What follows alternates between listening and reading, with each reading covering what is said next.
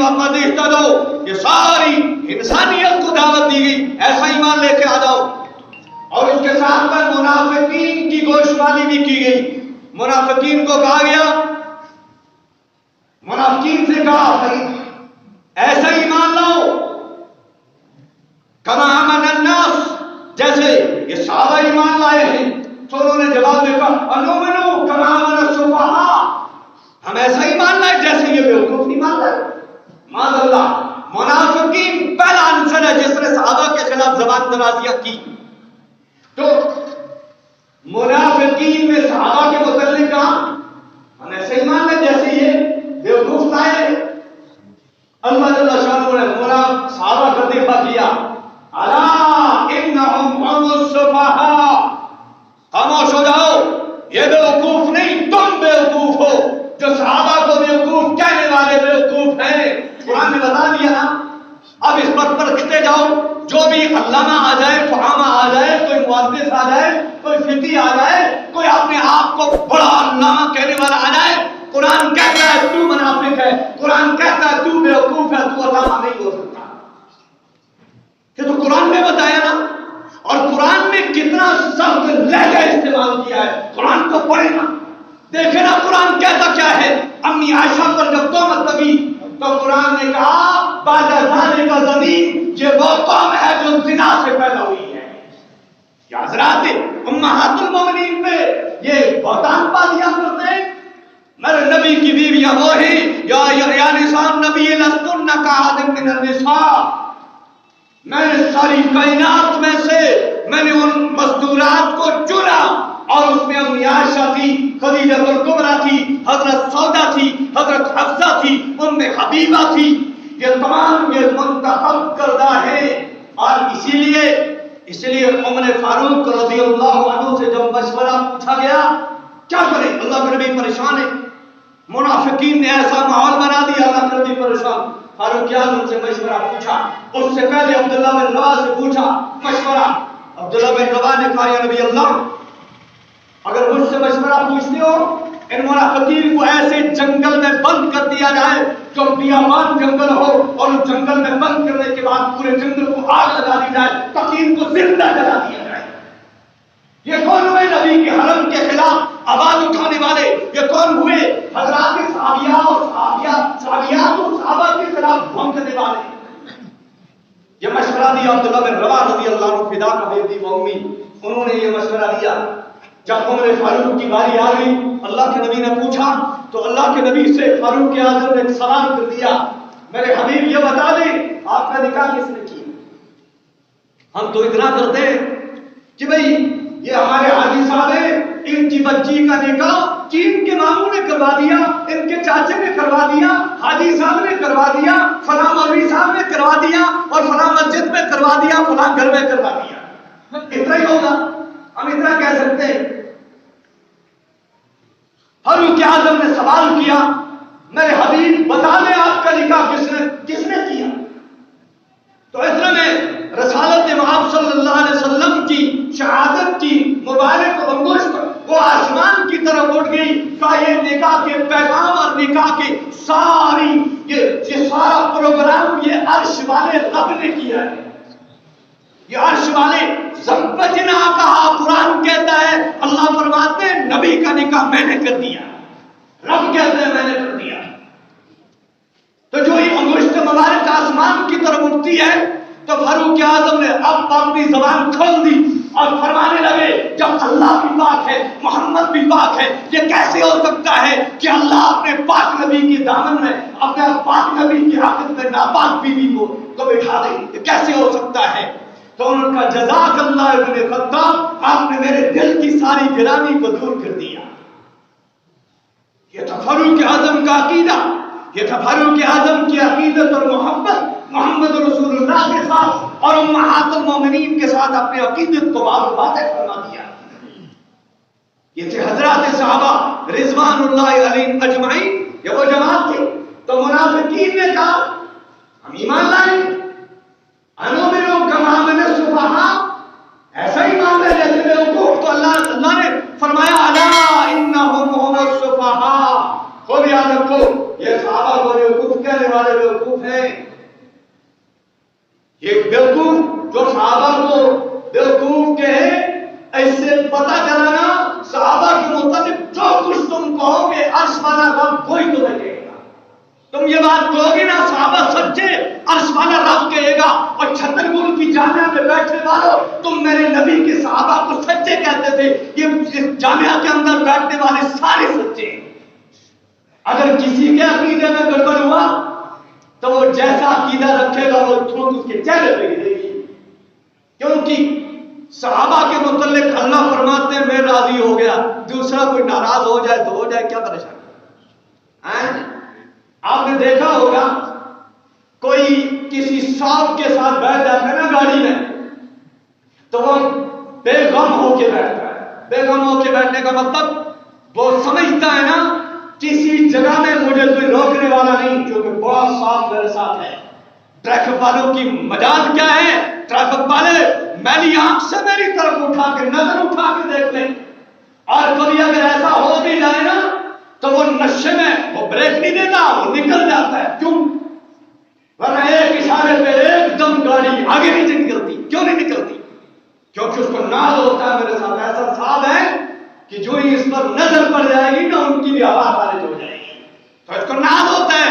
تو اللہ جل شانہ صحابہ کے متعلق کہتا ہے میں راضی ہوں نا تم جیسے 14ویں صدی کے ملا ناراض ہو جائیں تو مجھے کوئی پرواہ نہیں.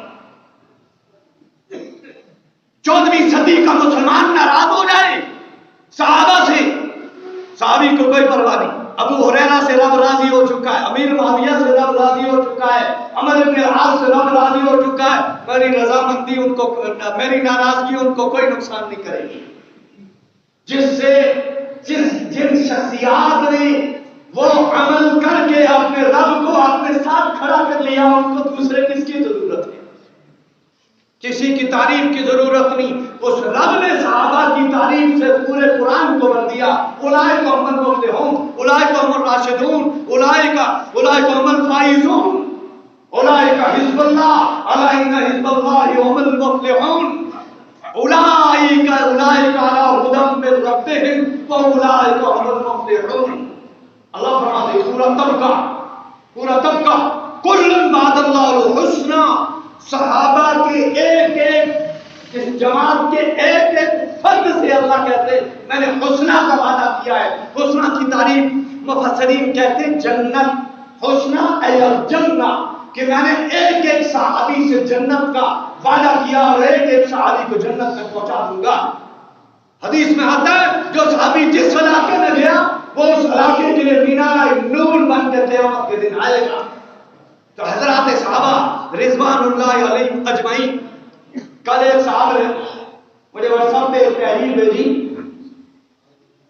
ایک کوئی عالم گزرا ہے بڑا بیوقوف، بڑا نادان، کیونکہ علم کے ساتھ ایک عربی ہے، عربی اور نسل ہے. اس نے ابو ہریرہ کے خلاف بکواس پر ایک کتاب لکھی، اور پھر وہ کتاب جب عام ہوئی، شائع ہوئی، ایک نو مسلم یعنی اس کے باپ دادا پردادا سارے کفر میں گزرے اور اس کو اللہ نے ایمان عطا فرما دیا. ایمان لانے کے بعد اس نے علم دین حاصل کیا اور اس مقام پہ پہنچا کہ اس کتاب کا جواب اس عالم نے لکھا. وہ پشتنی مسلمان تھا ابو ہریرہ کے خلاف، اور یہ نو مسلم ہے اور ابو ہریرہ کی جبہ میں پڑا ہو گیا. کتاب لکھ دی، وہ کتاب بھی عام ہوئی، پڑھی گئی. پھر ایک مرتبہ ایک صاحب آئے، انہوں نے کہا کہ وہ جس نے ابو ہریرہ کے خلاف کتاب لکھی تھی تو میں اس مصنف کی ملاقات کے لیے گیا. تو جب میں بڑے دور سے سفر کر کے ان کے یہاں پہنچا تو دیکھا کہ وہ بیمار ہے، وہ مرض وفات میں مبتلا ہے، اور ان کے بیٹے نے کہا کہ ابا کے بعد جانے کی اجازت نہیں. میں نے بہت محنت سماجت کی، کسی طرح میں ملاقات کرنے میں کامیاب ہو گیا. میں اندر گیا تو کیا دیکھتا ہوں، اس شخص کا چہرہ ایسا ہے جیسے کوئلہ ہوتا ہے کالا، جل کے ایسا ہو چکا ہے، اور وہ دیوار کی طرف اپنے منہ کیے ہوئے صرف کہہ رہا ابو ہریرہ ابو ہریرہ ابو ہریرہ، بس یہی کہہ رہا ہے. تو کہا دیکھا نہیں جا سکتا تھا. میں سمجھ گیا جو ابو ہریرہ کے خلاف پوری زندگی بھاگتا رہا وہ اب ابو ہریرہ کی روحانی بددعا نے اس کو آخری انجام تک دنیا میں پہنچا دیا. یہ حال تو دنیا میں ہے اور آخرت میں کیا ہوگا. حضرات صحابہ کرام رضوان اللہ علیہ مجمعین کے متعلق اپنی زبان پر کنٹرول کرو، اپنی زبان پر تالے لگا دو. اس زبان کو اتنا بے لگام مت کرو کہ حضرات صحابہ کے متعلق سوچنے کی بھی کبھی جسارت نہ کرنا. میں اپنی زندگی کا واقعہ بتاتا ہوں. یہاں سری نگر میں 2002 کی بات ہے. میں دارالعلوم مدالیہ میں مدرس تھا. تو وہاں ایک یتیم فاؤنڈیشن ہے وہاں رائے باغ میں، انہوں نے ایک کوئز مقابلہ سیرت پہ قائم کیا تھا. میرے 2-3 طالب علم میرے پاس سیرت پڑھتے تھے، انہوں نے وہاں لے کر مقابلے میرا نام لکھ دیا اور اس کے بعد آ کر مجھے اطلاع کی کہ ہم نے آپ کا نام دے دیا. میں نے کہا میں تو نہیں جاؤں گا. لکھ دو. لیکن میں جاؤں گا نہیں. جس دن وہ مقابلہ تھا اس دن آٹو لے کے وہ دارالعلوم مدالیہ کی گیٹ پہ پہنچے، مجھے اٹھایا بٹھایا، وہاں سے کہا جانا آپ کو، ہم نے نام لکھوا دیا. اب چاروں نہ چار مجھے جانا پڑا. وہاں سیریل نمبر میرا 8 تھا. میرے سے پہلے جو سیریل 7 تھا اس میں 7ویں نمبر پر ہمارے تھا حافظ ارشد ڈورو شاہباد قاضی گنج سے اس کا تعلق تھا. بڑا نیک دل نوجوان تھا.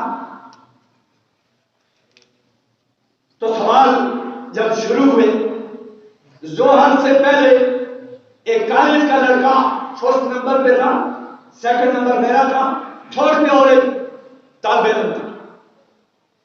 جو ہی ظہر نماز پڑھ لی تو اس کے بعد بالکل کایا پلٹ گئی. اب جو ہی سوال ایک سے کرتے ہیں، اب میں نے بونس پوائنٹ بہت حاصل کی، اس کی وجہ سے میں وہ مقابلہ میں جیت گیا. اب جو ہی ایک تو سوال کرتے ہیں اس کو نہیں نکلتا، دوسرے کو کرتے ہیں اس کو نہیں نکلتا، تیسرے کو کرتے ہیں، کرتے کرتے مجھ تک جب باری آتی ہے میں جواب دیتا گیا. اس طرح مجھے وہ بونس پوائنٹ جو حاصل ہوئے. تو اب پایا تو پلٹ گیا. اب اس طرح میں اس میں ایک سوال ہے، اس نے سوال رہا کہ وہ کون سے صحابی تھے جن کو اللہ کے رسول صلی اللہ علیہ وسلم ممبر پر بٹھاتے تھے، وہ شاید صحابی کون تھے، ان کا نام بتا دیجیے. تو یہ سیریل نمبر 7 پہ یہ ہمارے حافظ صاحب ان کو یہ سوال ہے. تو انہوں نے ایسے کیا، ایسے بہت پیشانی پہ ہاتھ بہت ملے، لیکن ان کے ذہن میں وہ صحابی کا نام نہیں چڑھا. اب جو ٹائم انہوں نے رکھا تھا جو ہی ہو گیا تو انہوں نے مجھے کہا تو میں نے کہا حسان بن ثابت رضی اللہ عنہ. تو انہوں نے جو کیا ایسے بات، یعنی یہ ماننے کا مطلب یہ تھا کہ یہ نام تو مجھے یاد تھا لیکن میری ذہن میں کیوں نہیں آیا. بہرحال جب ہم وہاں سے کامیاب ہونے کے بعد باہر نکلے تو مجھے وہ حافظ ارشد کہنے لگے کہ آپ کو پتہ ہے حسان بن ثابت کا نام مجھے کیوں نہیں آیا. کہا میں نے ان کے کئی اشعار اپنے بیان میں پڑھا کرتا تھا لیکن مجھے پتہ یہ چلا کہ جو ان کا نام میری زبان پہ نہیں چڑھا، میں ان کے اشعار پڑھتا تھا کیونکہ ہم اجمی لوگ ہیں، ہمیں کیا پتا عربی کے اندر کیا چاشنی ہے. اگر کشمیری میں اشعار پڑھیں گے آپ جھوم اٹھیں گے اور وہی شاعر اگر عربی میں پڑھے گا تو آپ پتہ نہیں کیا پڑھنے دیجیے. اسی طرح اردو جاننے والوں کے سامنے جب اردو کے اشعار پڑھیں گے اور وہ بھی جھوم اٹھیں گے جو کہ سمجھتے ہوں گے. تو انہوں نے کہا میں حسان بن ثابت کے اشعار پڑھ پڑھ کے سنایا کرتا تھا لیکن میرے دل میں بات آتی تھی کہ کیا شاعر ہے یہ، کیا شاعر، کیونکہ عربی نہیں جانتا تھا اس لیے. تو مجھے کہنے لگے اللہ نے مجھے یہ سزا دے دی کہ تو حسان کو، یہ حسان کا مطلب تیرا یہ خیال تھا. میں نے حسان بن ثابت کا نام میری زبان پہ نہیں آنے دیا. تو وہ ایسے کان پکڑتے اللہ توبہ، میں نے صحابہ کے متعلق اتنی جو سوچ کی تھی اس کی بھی سزا مجھے دنیا میں مل گئی، اس کی بھی سزا یہ سوچ تھی. بہرحال بڑے بڑے واقعات پیش آ جائیں لوگ 10 سے مسنیات ہوتے لیکن کچھ لوگ تو ایسے حساس بھی ہوتے ہیں جو اتنی باتوں کو بھی محسوس کر لیتے ہیں. بہرحال اللہ پاک ہم سب کو صحابہ کی غلامی نصیب فرمائے اور اللہ تعالیٰ ان کی عظمت محبت اور محبت میں اللہ تعالیٰ سب کو سرشار فرمائے اور اللہ پاک ہمیں عمل کی توفیق عطا فرمائے. بہت سارے لوگوں نے دعاؤں کے لیے کہا ہے. اللہ